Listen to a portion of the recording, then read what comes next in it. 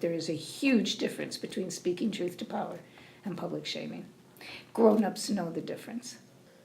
To gain more information and a local academic perspective on cultural appropriation, the Vanguard spoke with Dr. Carmen Suarez, Vice President of Global Diversity and Inclusion at Portland State University. We can't listen to the talking heads on any side. That is not true scholarship. That's not how we become informed to make decisions, to understand kinds of things. First, we spoke about what cultural appropriation is understood to be. This is when a dominant culture in a society borrows traits from a systematically oppressed group.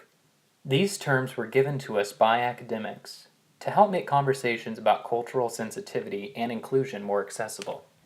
Because of this academic tradition, universities like Portland State are where conversations about culture and race can be facilitated. There is a minority, a vocal minority on the PSU campus that has objected to any sort of criticism on these issues and has reacted in a negative way. We could have people that were really concerned about this issue and people that wanted to bring up a couple things could have a fruitful dialogue about that. And when I talk about common ground, I get people who say, I will not have common ground with that side. There's nothing valid about that side.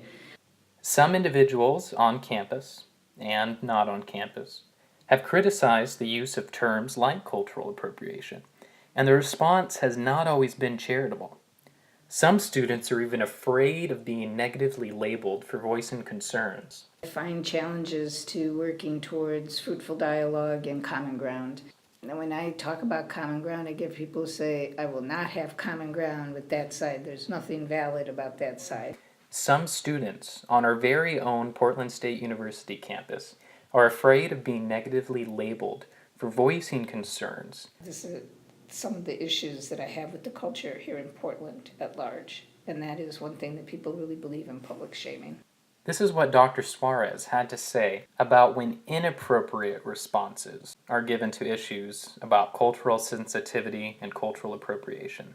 The problem I find here is that a lot of people identify along a continuum of liberal, progressive, social justice warrior, whatever words we want to use. It's hard to have labels.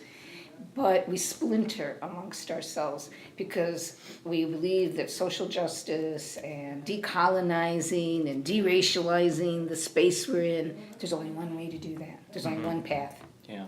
Your path, you're a sellout. You're part of the corporate thugs.